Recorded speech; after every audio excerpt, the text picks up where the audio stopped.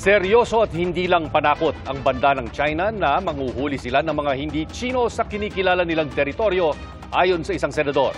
Sa bisperas ng pagpapatupad ng utos ng China, desidido pa ring pumalaot ang ilang mangingisdang Pinoy. Saksi si Joseph Morong. Iniisip po namin yun, yung takot, pero mas nangingibabaw po sa amin kasi yung hanap buhay.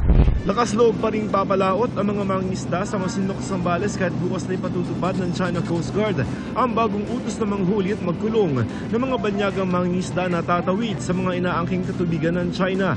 Kabilang na ang bahagi kung nasaan ang Baho de Masinloc na hindi lamang nasa loob ng Exclusive Economic Zone o EEZ ng Pilipinas, kundi nasa teritoryo din ng Zambales. Igigit daw ng mga mangingisda ang kanilang karapatan. Walang karapatan sila na magpatupad ng ganyang batas dahil atin po ang teritoryo na yan, atin po ang karagatan na yan, atin po ang West Philippine Sea na nasasakop ng EEZ, Exclusive Economic Zone.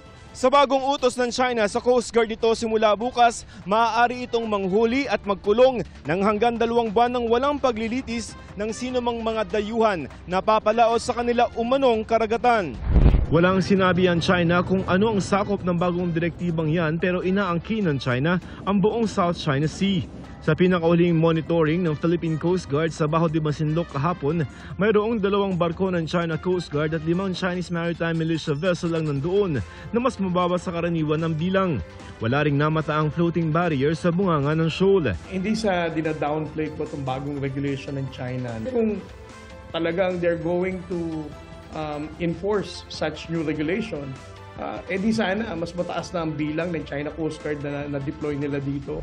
Panawagan ngayon ng mga Pilipinong mangingisda sa gobyerno. Bigyan nila ng pansin ang mga malilit na mangingisda ng West Philippine Sea na sana bigyan naman nila ng proteksyon.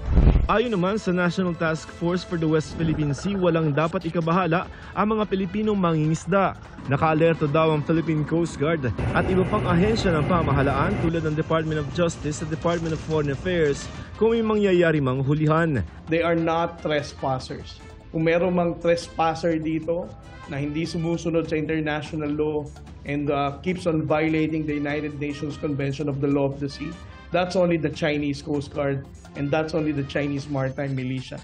Sila lamang ang walang karapatan para pumunta rito. Nandyan po ang inyong Armed Forces of the Philippines, ang ating Philippine Navy, pati na rin po ang Philippine Coast Guard. So marami po tayong mga pinag-uusapan ngayon na mga hakbangin na nagagawin in order for us to protect our fishermen.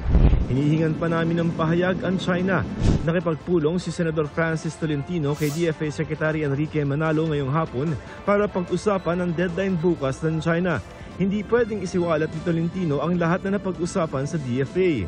Pero base sa hawak ng impormasyon, naniniwala siyang hindi bluff o walang lamang banta ang pahayag ng China na ipatutupad nila ang Coast Guard Law at mga aresto ng mga trespasser. Dapat ang ating Philippine Coast Guard, ang ating Philippine Navy, maging ang ating samahan ng mga mangingisda ay dapat maging alerto sa mga mangyayari.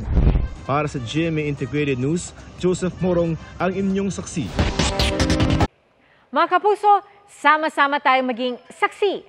Mag-subscribe sa GMA Integrated News sa YouTube at para sa mga kapuso abroad, samahan niyo kami sa GMA Pinoy TV at sa www.gmanews.tv.